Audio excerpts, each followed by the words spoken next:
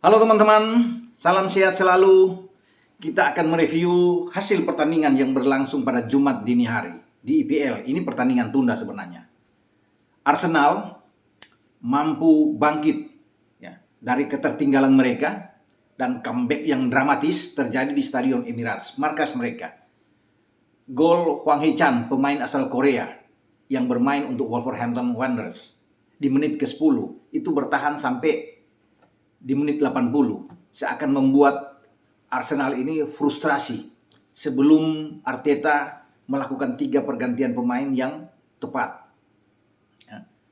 Gol dari Hwang Hee-chan ini juga sebenarnya tidak perlu terjadi, ya, karena ini kesalahan yang dibuat oleh pemain belakang Gabriel ketika melakukan back pass, tanggung, ini blunder dia sehingga tidak mampu diambil oleh penjaga gawang Ramsdale walaupun sudah berusaha keluar dari gawangnya, dan ini direbut oleh Hwang Hee-chan. Dari sudut sempit dia masuk dan bisa menembak dengan kaki kanan untuk membuat Wolves unggul 1-0. Nah, sebenarnya peluang Wolves untuk menang ini cukup besar ya, sebelum mereka akhirnya mendapatkan kekalahan yang sangat pahit sekali ya di penghujung laga. Tetapi di babak pertama mereka paling tidak bisa sudah unggul bisa dengan 2-3 gol. Setelah Hwang Hee-chan bisa membuat gol, 2 menit kemudian Raul Jimenez mendapat peluang besar ya, tetapi tidak dimanfaatkan dengan baik. Tembakan dari Jimenez itu melebar. Sama juga dengan tandukan dia di menit 45 sebelum babak pertama selesai. Ya, tandukan dia juga menyamping tipis ya, di samping Ramsdale. Kalau mereka paling tidak, jangankan 3 gol, 2 gol saja mereka unggul, ini lain. Mereka bisa memenangkan pertandingan. Karena bagi Wolves, mereka juga butuh menang untuk meramaikan persaingan masuk di posisi keempat. Batas untuk zona Champions, di mana Inggris mengirim 4 wakilnya di Piala Champions musim depan. Ini yang dikejar oleh Wolves. Sayang mereka tidak mendapatkan itu. Kalau mereka bisa menang dengan ketambahan 3 poin, mereka bisa menggeser posisi Arsenal yang ada di peringkat kelima. Karena dengan 43 poin mereka akan naik. Arsenal 42 poin sebelum menang. Ya. Nah, di babak kedua drama itu datang. Ya. Ketika Arteta memutar otak, memainkan 3 pemain, menarik Cedric Soares pemain belakang, ada 2 fullback yang ditarik keluar karena mereka memang butuh menang setelah tertinggal. Juga Kieran Tierney ditarik keluar dan Martinelli. Dia memasukkan Eddie Nketiah di sana, Nicolas Pepe, Nuno Tavares yang lebih bertahan juga. Jadi ada 2 pemain yang dengan punya kemampuan attacking ya, Nketiah dan Pepe. Dan ini memang baik buat Arsenal ya. Bagaimana mereka, intensitas serangan mereka itu mengalir dengan bagus. Dan itu memang terlihat sekali ya. Mereka terus bisa membombardir pertahanan dan gawang dari Jose Sa. Ya, ada 26 tembakan yang dilepaskan oleh Meriam London ini. Meriam London bagus sekali bermain di babak kedua. Ya, ini julukan bagi The Gunners ya, Arsenal. 5 diantaranya mereka on target. Ya, dan mendapatkan 2 gol yang sangat dramatis. Itu saya katakan, mereka melakukan comeback dramatis. Menit 82, Pepe menyamakan kedudukan. Nketiah yang menjadi motor serangan di sini masuk dari sisi kiri pertahanan lawan. Ini di kanan sebenarnya. Tidak bisa diganggu atau dihadang oleh Romain Saiz yang dari sana, Aït-Nouri, bahkan Conor Coady. Dia melakukan crossing dan diselesaikan dengan gol yang memutar balik yang begitu cepat dilakukan oleh Pepe ya. Tembakan dia itu memperdayai Jose Sa. Di saat pertandingan sebenarnya sudah masuk injury time, sudah lewat 90 menit, seakan-akan ini kedua tim akan membagi hasil dengan 1 poin, draw. Namun satu serangan kilat yang dibangun di menit 90 plus 5 yang dilakukan oleh Lacazette, ini yang menghasilkan gol yang menentukan 3 poin krusial bagi The Gunners. Lagi-lagi di tempat yang sama, Pepe menusuk dengan penetrasi ke dalam, ya, juga bisa melewati Romain Saiz yang tidak bisa menjangkau bola yang dibawa oleh Lacazette, dan dengan cepat Lacazette sebelum ditutup oleh pemain lainnya, Conor Coady juga yang masuk, termasuk dengan Jose Sa yang ada di sana. Dari sudut sempit Lacazette bisa menembak bola dengan kaki kanannya. Ya, sebenarnya ini gol Lacazette sebelum bola masuk ke pojok ya. Tapi ada upaya dari Jose Sa untuk bisa menahan bola itu, dan bahkan bola itu justru masuk ke dalam ke gawang sendiri. Ini yang membuat bahwa disahkan sebagai gol bunuh diri, bukan gol dari Lacazette. terlepas dari apapun itu, bahwa Arsenal bisa menang dengan 2-1. Yang tadinya hampir kalah, kemudian sudah puas mungkin dengan hasil imbang, tapi di penghujung ini, injury time, mereka bahkan bisa mendapatkan gol secara dramatis dengan 2-1. Maka posisi mereka sekarang di posisi kelima klasemen itu hanya terpaut 1 poin di belakang MU. Mereka masih punya 2 pertandingan lagi sisa yang untuk dimainkan, karena Arsenal ini baru memainkan 24 laga. MU sudah 26 laga. Nah, kalau mereka bisa memaksimalkan 2 laga ini untuk mencapai laga ke-26, berarti ada 6 poin tambahan di sana. Posisi Arsenal itu ada di peringkat keempat. Jumlah nilai mereka 51. Ini cukup untuk bahkan bisa menekan peringkat ketiga Chelsea. Ya. Rame ya, di posisi keempat ini. Karena West Ham, MU, Wolves, dan Spurs juga masih punya peluang untuk bersaing paling tidak dalam 11-12 pertandingan ke depan sebelum sampai di penghujung di bulan Mei.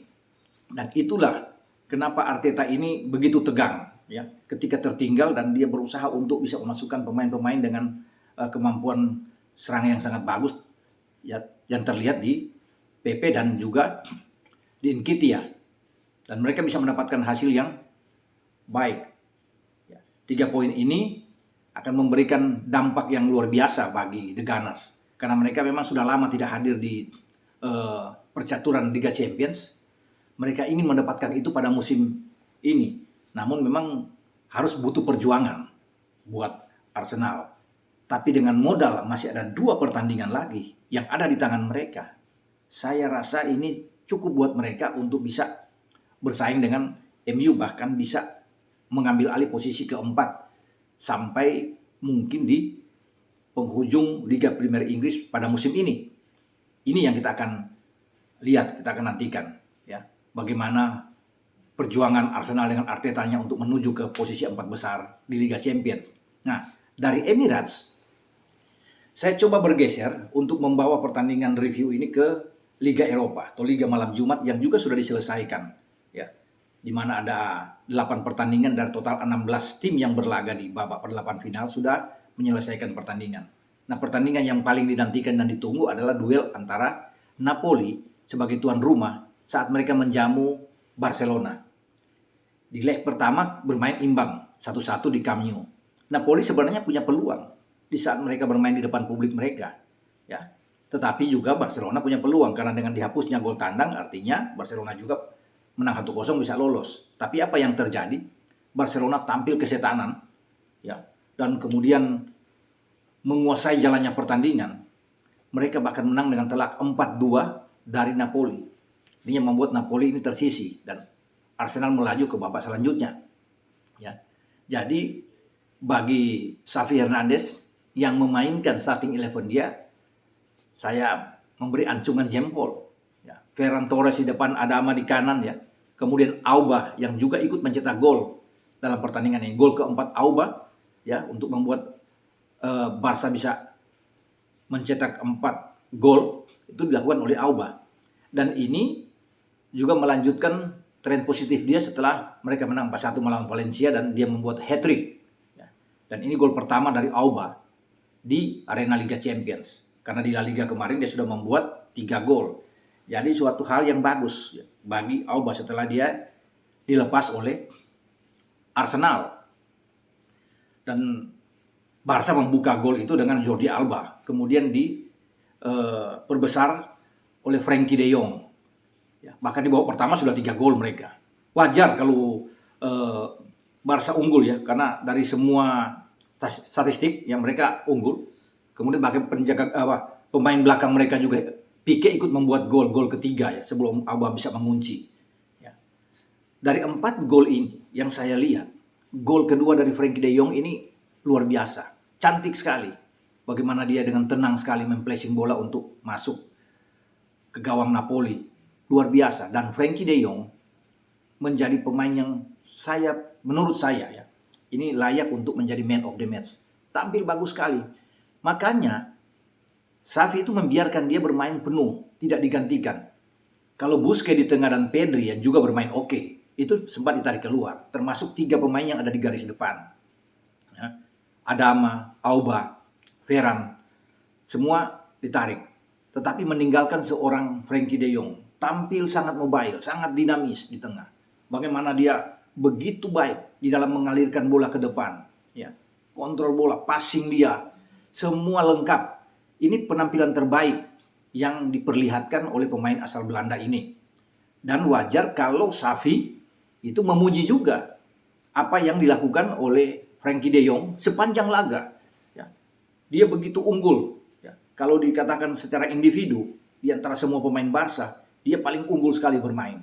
Ya, walaupun memang ada pemain-pemain muda seperti Pedri yang di sana, tapi Frenkie de Jong ini mendapatkan permainan terbaik dia ketika bertarung di stadion Diego Armando Maradona.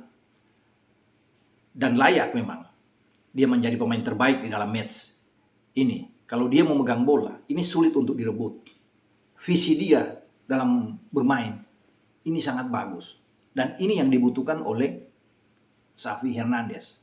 Dan Xavi sangat terkesan dengan penampilan dia. Dan Barca sekarang sudah melangkah ke babak 8 besar. Di perempat final ini membuat posisi mereka untuk bisa menjadi juara ya, setelah mereka terlempar dari Liga Champions sangat terbuka. Ya, kalau melihat mereka dengan ya progres yang sangat bagus, bukan saja di La Liga di mana mereka sekarang sudah ada di peringkat keempat, tapi sekarang mereka sudah bisa menapak ya masuk lagi keluar dari babak 16 besar. Peluang mereka sangat terbuka dan ini kesempatan untuk memulihkan lagi performa dari mengangkat lagi nama besar dari Barcelona yang terpuruk sejak pemecatan Ronald Koeman dan Xavi masuk. Ya, memang masih perjuangan masih panjang. Ya. Butuh perjuangan, tapi setidaknya mereka sudah bisa melakukan ini dengan baik dan menang dengan 4 gol di kandang Napoli. Tidak mudah bisa mencetak 4 gol ke gawang Napoli. Namun dengan permainan yang impresif diperlihatkan oleh Blaugrana ini membuat mereka layak untuk lolos dan juga pantas untuk diunggulkan bisa menjadi juara di percaturan Liga Eropa. Dortmund tersisi, ya, di mana Porto juga lolos, ya. Atalanta lolos, Lazio tersisi, ya ada Sevilla, Betis juga ikut lolos. Jadi Spanyol ini bisa menempatkan klub-klub terbaik dia di babak selanjutnya. Kita akan tunggu nantinya pergerakan ke depan siapa yang akan melaju ke final dan bisa menjadi juara. Tentunya dengan favorit sekali lagi Barca. Sampai di sini review saya di IPL dan juga di Liga Eropa. Sampai jumpa. Ciao.